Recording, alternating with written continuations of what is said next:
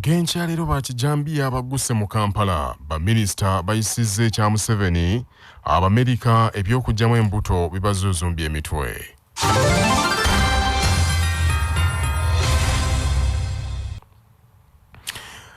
Abatuuze b'omu nsawo zooni Katwe 1 wano mu Kampala mu ggombolola y'e Makindye bakeeredde mu ntiisa etagambika abantu abateeberezebwa okuba bakijambiya bwe balumbye ekyalo ekyo ne batemaatema maama n'omwana we leero nga bwakakya.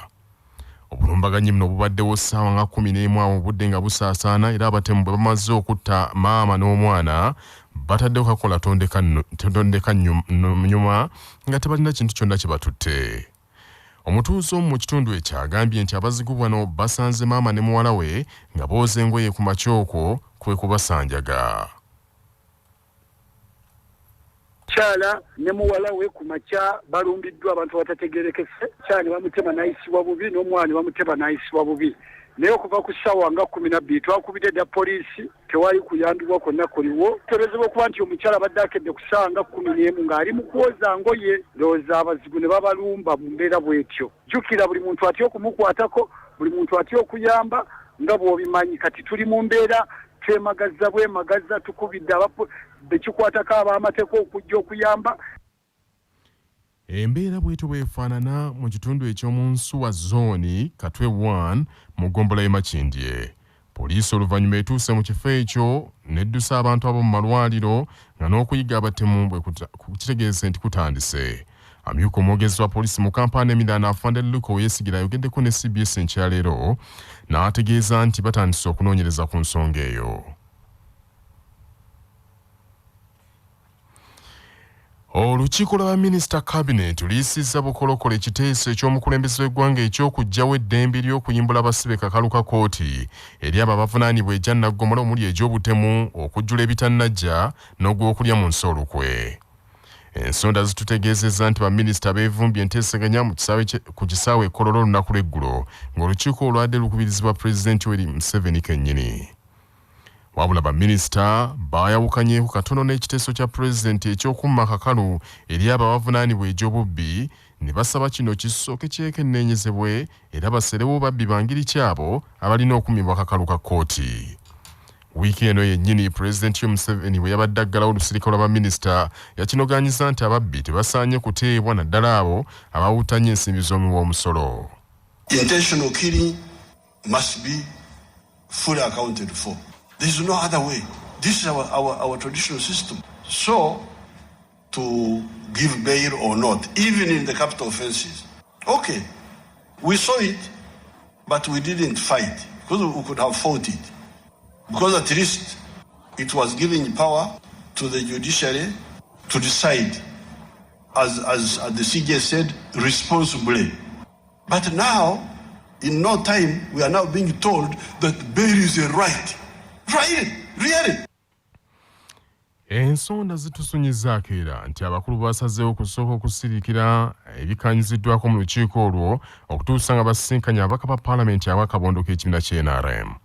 Ensonga ey'okuggyawo kakalu eri abasibe abawera ennemba n'ejja Naggomola ebbanga liyise nga egulumbya bannayuganda emitwe. Pulezidenti Museveni azze akyogera lunye nti takkaanya na kyakuyimbula muntu nga babateebereza ku gw'okutta nti abantu ab'engeri eyo beetaaga na kuwanikibwa kalabba.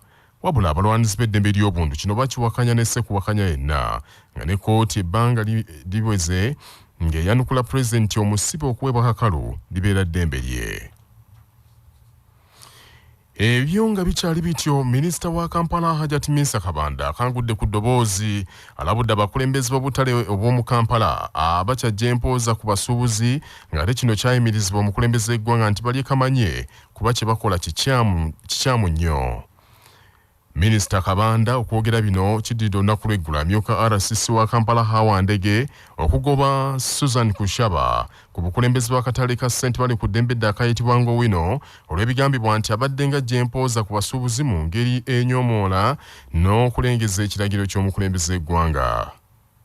Minisita Kabanda ategeezezza nga gavumenti oluvannyuma lw'okufuumuula omukulembeze wa Owino obuwanga kaakano baboolekeza butale okuli ak'ebugoloobi ak'ewandegeya ak'ennakasero n'obulala kubanga ababukulembera bayitiridde okulya enguzi n'okukijjanya abasuubuzi.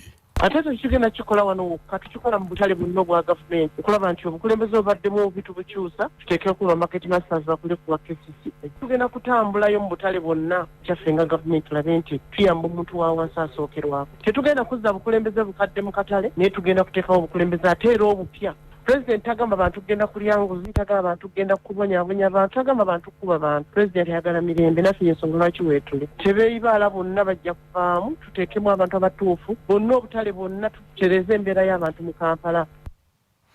Minisita mu kiseera kye kimu alabudde Susan Kushaba okukoma okulimbalimba ng'abantu nti omukulembeze yamuwa omulimu gw'okukulembera akatale ka St. Bali ku ddembe. Badde bakuŋŋaanya ssente mu butali butuufu tugenda kulonda obukulembeze eri mu basuubuzi ba vendors babeereyo na associations zaabwe ne saako zaabwe zigenda okuba nga zirungamya akatale naye nga management igenda kuba nga esigadde mu bano ba market masters abasatu abalondeddwa. Tetusobola kuleka abantu kuba nti abantu abasinga obungi bali mu kukaaba bajjako abantu ssente ate nga talina gyaza akawuntingira ensonga enkulu ennyo esinza okumuggyako era tumanyi nti okulwana kwonna kwaliko kwakulaba nti tumusuuziza omuli ogwo ajjako abantu abayingira bonna mu katale ssente ng'ate n'abantu abakuba abayisa bubi nga abasirikale baffe nnyo abantu basuuze bajaganya era kyemanyi nti abantu bagenda kutandika na kuyisa bivulu nga bagamba nti Susan tumuwonye. Ebyo nga biri bityo n'okutuusa kaakano amagye gakyagumbye katale ka St. Bali ku ddembe mu Kampala oluvannyuma lwa myuka omubaka wa President mu Kampala okufuumula badde ssente wa katale ako Susan Kushaba. Omusasi waffe Lukenge Sharifu atuuseyo mu katale katubuulira embeera bw'eyimiridde. Wabaddewo obunkenke akawungezi k'eggulo ku katale k'Owino mu kibuga ky'eggwanga ekikulu Kampala ab'ebyokwerinda nga bakulembeddwamu amyuka omubaka wa President mu Kampala bategeezezza nga bwe bawambye obukulembeze obw'akatale kano oluvannyuma lw'abasuubuzi okwemulugunya entakera nga baagala n'okuteekawo okwekalakasa nga balumiriza obukulembeze obuliko obukulemberwa Susan Kushaba nti budibaze emirimu mu katale kano ne budda ne mukati ne bwewogoma wabula enkya ya leero amagye gye gali ebweru galabibwako ne munda ku yafese z'akatale kano weekali wabula CBS FM mu kwogerako ne Susan Kushaba yagamba nti yakajjadde dda mu ntebe ye enkya y'olunaku olwaleero akakalabya mirimu gye nti ye tannafuuma olwako emiryango gy'akatale kano gyabadde gyaggaddwa akawungezi k'eggulo wabula olwaleero gigguddwa era emirimu gitambula kinnawadda mu mbeera y'emu amyuka omubaka wa President Hawa eyakoze omulimu gw'okugoba mukyala Susan Kushaba olunaku lw'eggulo alemeddeko nti tagenda kuddamu kukkiriza mukyalo ono kubeera mu katale kano nti kubanga abasuubuzi bakooye okukijjanyizibwa. Abasuubuzi ba St. Bali ku ddembe temukkirizibwa mwena kuddamu kusasula 10 paka le tubabuulire ekiddako. Susan officially yafulumye mu katale tumaliriza enteekateeka yonna okulaba nga obutebenkevu kubeera mu St. Bali ku ddembe okukuuma abantu. Omukalukalu wali owuliddeko ng'ajja obuseera era ne omwoki agamba buntuuse mbadde mbwetaaga. Ndowooza olwaleero ogenda okuzibira naye ajja kuba ategere ntali mu ofiisi. Yatyobodde minisita waffe ow'ekitiibwa tukimanyi nti enkoko yonna bwesalibwako omutwe epaapaala kati apaapaala ali mu kupaapaala tobola nti ayogera ebigambo ebifaanana bwe bityo. Ku lwa 88 akatonyeze 8 ey'obujjajja lwasa mayinja nze Munnabuddu Lukenge Sharifu wano katale aka St. Bali ku ddembe mu Kampala.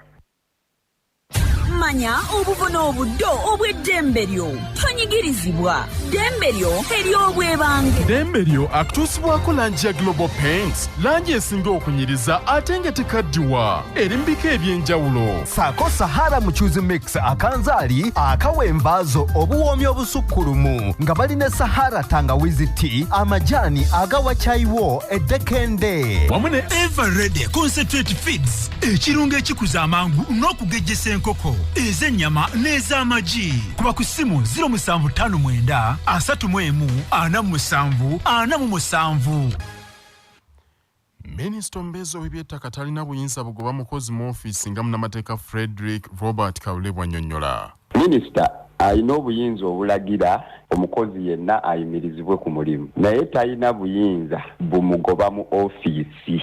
Ekirina okukolebwa nti abakozi ba minisita abateekesa mu nkola ebiragiro bye balina okugoberera amateeka agalungamya omukozi n'omukozesa ne balyoka bateekateeka ebbaluwa ezijja omuntu oyo minisita gw'aba alagidde okugoba mu ofiisi kubanga omuntu yenna aweebwa omulimu mu gavumenti abeera yayita mu mitendera gye tuyita egya public service n'aweebwa omulimu era amateeka gabeera gamukuuma. N'olwekyo minisita okwogera obwogezi nti oyo mugobye tekimala.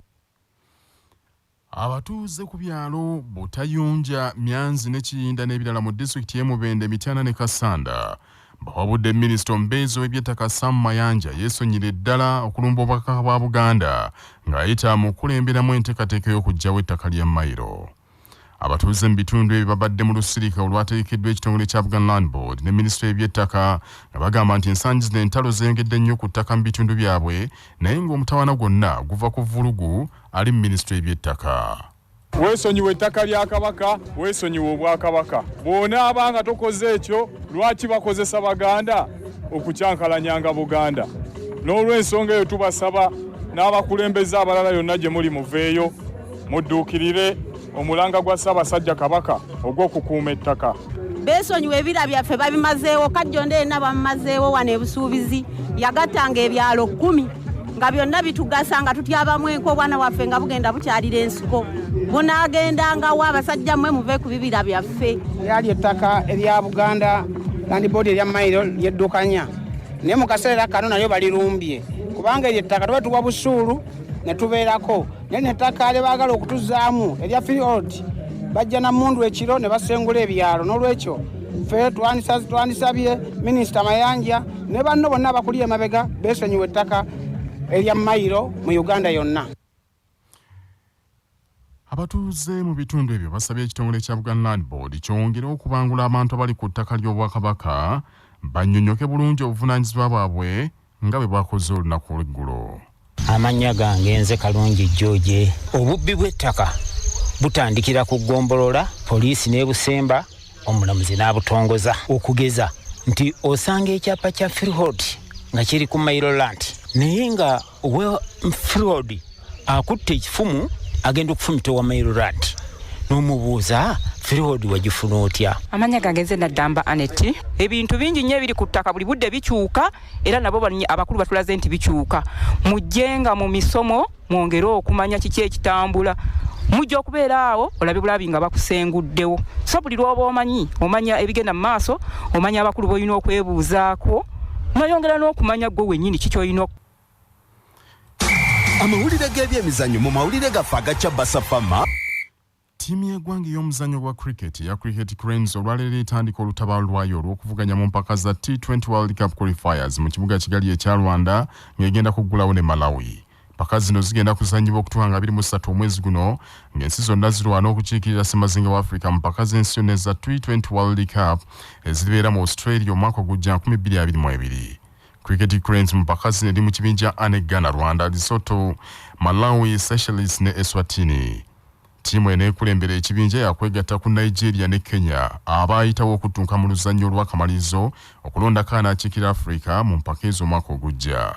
Abazannyi abamu aba Cricket Cranes abali ku ttiimu eyo Deus Muhumuza, Captain, Simon Sesazi, Kenneth Waiswa, Frank Nsubuga, Henry Senyondo, Gerard Mbiru n'abalala. Ebweru w'eggwanga, gavumenti ya Amerika esattira lutali luno olw'etteeka ekkakali eryayisiddwa kkooti y'essaza Texas eriwerera ddala abakazi okuwakulangamu embuto. President Joe Biden kaakano atandise okusala entotto era gavumenti erangiridde tegenda kusaba kkooti ensukkulumu eyimirize etteeka eryo ne bagamba nti lifutyanka eddembe ly'Abamerika eribaweebwa ssemateeka. Etteeka lino kazaalabulwa terikkiriza mukazi kuggyamu lubuto oluwezezza wiiki 6 oba omwezi ogumu n'ekitundu era omusawo akikola etteeka ligamba nti waakusibwanga. Kino nno kirumye nnyo abasawo era be bamu ku abatandise okuliwakanya. Mu ngeri emu etteeka ligamba nti okuggyako ensonga yonna nga ya byabulamu naye tewaliwo omukazi akkirizibwa kuggyamu lubuto ne bwe kiba nti yalumufunyisa amulinako oluganda sinakindi ng'eyalumufunyisizza yamukase bukasi mukwano. Etteeka lino lifuuse ensonga wonna mu Amerika era President Joe Biden yeeweza okufaafaagana nalyo ng'agamba nti lifutyanka eddembe ly'abantu ba Amerika. Okuva mu mwaka 1973 abakazi ba Amerika babaddenga n'eddembe ly'okuggyamu embuto kavuna olubuto olwo luba nga terunnaba kuweza myezi 5 oba 5 n'ekitundu. wabula waliwo ebisinde by'abantu abatakkiriza muzo ogwo nga bagamba nti okugyamu omwana atannazaalibwa kuba kutta kwennyini. Olutalo balulwanidde mu ssaza Texas ebbanga liyise nga bajja baguluba n'etteeka eryo. Kooti enkulu yasooka n'erigoba kyokka bano tebassa mukono beeyongeddeyo mu kooti ya Amerika ejulirwamu era nayo ne bawuliriza etteeka n'erinyweza bunyweza. Kakano balindiridde kooti ensukkulumu yebeesalawo eggoye wabula kooti enezze yeekwata omusoobooza ng'egamba nti teyagala nnyo okweyingiza mu nsonga ezo naye Abamerika balindidde n'amaddu mangi okulaba gye binakkira. Bannaffe ag'essaawa zino kangamalirize mu bufunze. Abatuuze b'omu Nsuwa Zone Katwe 1 mu Gombola y'e Makindye mu Kampala bakeeredde mu ntiisa etagambika. Abasajja abateeberezebwa okuba ba Kijambiya bwe batemeeteme maama n'omwana olwaleero nga bukya. Olukiiko lwa minisita kabinet luyisizza bukolokole ekiteeso ky'omukulembeze eggwanga eky'okuggyawo eddembe ery'okuyimbula abasibe kakalu ka kooti eri abavunaanibwa ejja Naggomola muli abatemu abateeberezebwa okujjula ebitannajja n'ogw'okulya mu nsi olukwe. Ye minisita wa Kampala Hajati Hamisa Kabanda alabudde abakulembeze b'obutale mu Kampala abakyajja empooza ku basuubuzi nti bali kamanye kubanga kino omukulembeze eggwanga yakiyimiriza dda. Babatuuze b'Emyanzi, Butayunja ne Kiyinda ebisangibwe mu Bende, Mityana ne Kasanda mu disitulikiti ezo balabudde minisita Ombeso eb'ettaka Sam Mayanja nti yeesonyiwe okulumbagana Obwakabaka ku nsonga z'ettaka nga yeekwese mu kiteeso nti ekyokuggyawo ettaka lya Mayiro. Ge mawulire enkyaleero agundegunde maaso moogi.